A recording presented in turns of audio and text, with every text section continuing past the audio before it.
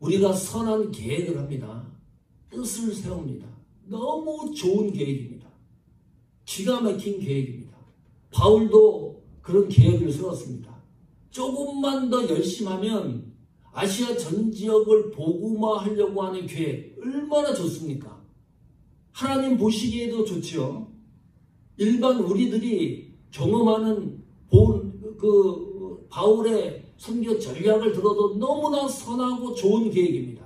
그런데 아무리 선하고 좋은 계획이라 할지라도 하나님의 계획과 하나님 뜻과 일치되지 않을 수도 있다. 이거 인정해야 됩니다.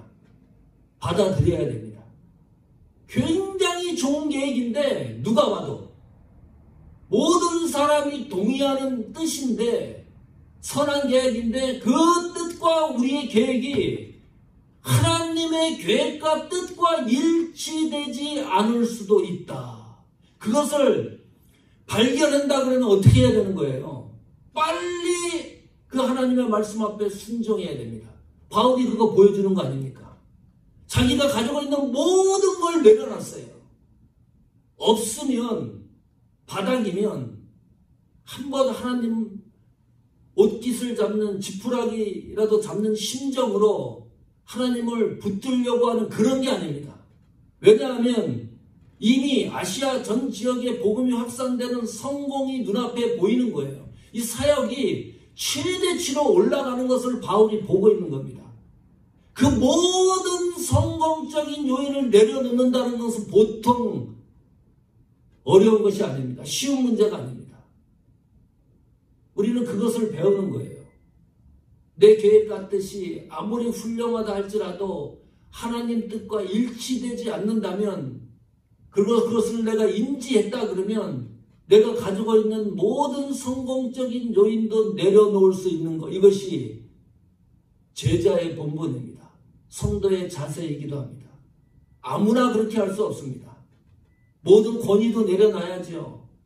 또 손해도 봐야 되겠지요. 모든 것을 성공적인 요인까지도 모두 내려놓는 거니까 그 보통 쉽지 않은 길입니다. 두 번째, 계획이 너무나 잘 이루어지는 겁니다. 내가 계획한 대로 일들이 착착착 진행이 잘 되는 거예요. 막힘없이 일들이 진행되고 있습니다. 그것이 막힘없이 계획이 그대로 진행되고 있다는 이 사실이 하나님 뜻이다, 하나님 계획이다 라는 사실, 아닐 수도 있다는 것을 인정하라는 거예요. 반드시 그렇지 않다는 겁니다. 사역이 잘 쭉쭉 뻗어나가는 것이 하나님의 뜻이고 계획이라고 착각할 수도 있다, 우리가. 그거 바울 2차 선교 여행을 보면서 확인하는 거 아닙니까? 얼마나 바울이 성공적으로 목회사역, 선교사역을 감당하고 있습니까? 그런데 하나님이 그걸 차단시키지 않습니까? 다시 말하면 안 되는 것도 하나님의 뜻일 확률이 있다. 그걸 놓칩니다. 자꾸 잘 되는 것만 생각을 해요. 모든 일에 있어서. 그런데 하나님이 막는 이유가 있는 거죠. 그걸 자꾸 우리가 놓칩니다. 안 되면 하나님이 우리와 관계없다고 생각합니다. 하나님이 우리를 보살피지 않는다고 생각을 합니다. 계속 막고 또 막으니까 바울은 계속 애쓰고 수고하고 돌파하려고 합니다. 어느 순간까지 우리가 이런 실수를 범합니다. 그래서 안 될 때 힘을 얻습니다. 무엇이 안 되는 것 같은데 좌절하지 마십시오. 그래서 바울이 얘기하지 않습니까? 약할 때 강함이라. 틀린 말이 아닙니다.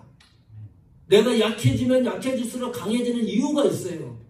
그 약함에 하나님의 능력과 권능이 가득 채워지기 때문입니다. 그것만큼 강한 사람이 어디 있어요? 약한데 어떻게 강해져요? 바울이 그것을 경험하고 있습니다.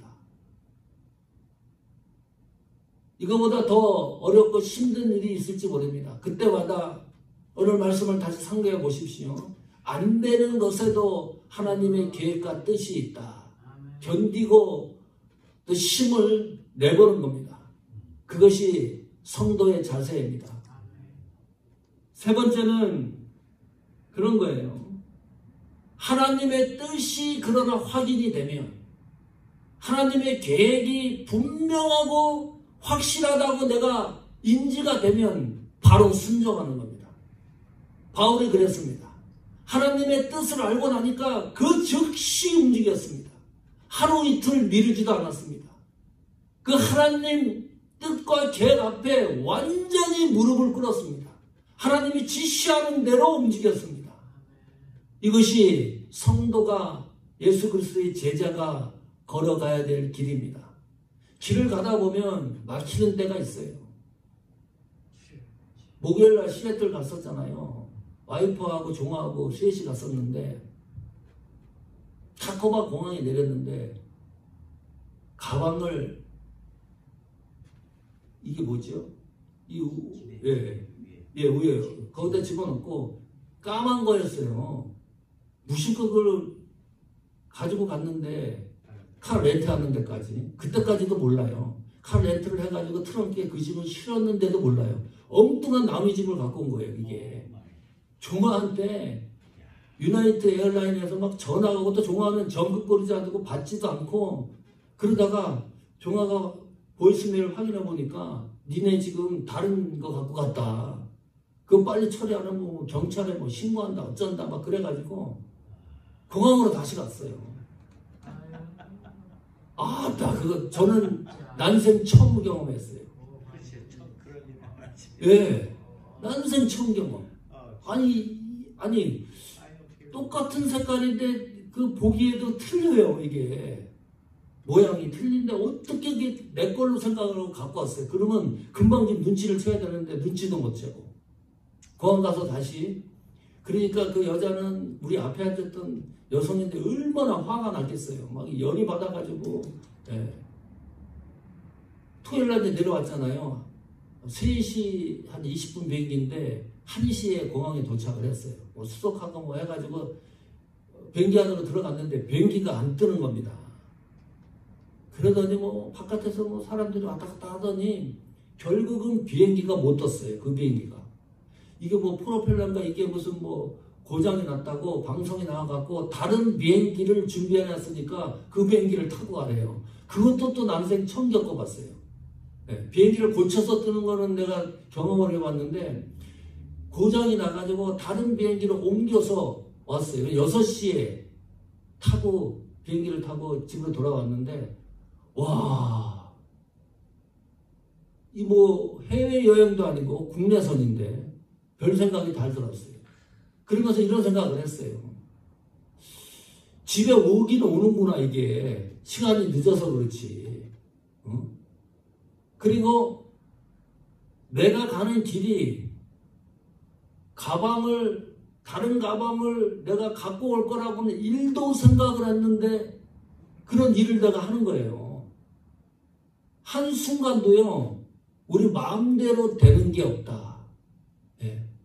우리 김경자 사모님 한국 가는 거 이제 10월 달에 한국 가십니다. 드디어 19일 날 이제 가세요. 완전히 결정이 났습니다. 그 표를 끊어 놓으셨다가 그 돈 주고 그것도 뭐 해체시켰다가 다시 하고 막 이래가지고 하잖아요. 그러면서 사모님이 다 하시는 말씀이 있어요. 순간순간이 하나님의 인도라는 것을 그러면서 발견을 하는 겁니다. 하나님 섭리 인도하시는 길 안에 내가 존재한다는 것을 하나님이 계속 어떤 방법으로도 그렇게 사인을 보내주시는 거예요. 이게 얼마나 감사한 일입니까? 그거를 나중에 우리가 느끼는 것이 이건 보통 은혜가 아닙니다. 느끼지 못하는 사람이 얼마나 많아요. 바울이 지금 그러지 않습니까? 하나님이 가지 말라는데 기어코 죽을 힘을 다해 애쓰고 수고하지 않습니까? 그 지역을 떠나지 못하고. 하나님이 주시는 사인을 놓치면 너무너무 힘들어요. 그러네. 하나님이 주시는 사인을 순간마다 느끼면 어렵고 힘들고 막히고 무해하고, 그래도 나중에 걸어가다 보면 정상적으로 하나님 섭리하신 길 위에서 내가 걷고 있다는 것을 발견해집니다. 그것이 은혜입니다. 우리가 그 길을 걸어갑니다. 우리 교회가 그 길을 걸어갑니다. 그 은혜 속에서 강해지십시오. 그 은혜 속에서 우리의 신앙과 믿음의 사역이 빛나기를 축원합니다.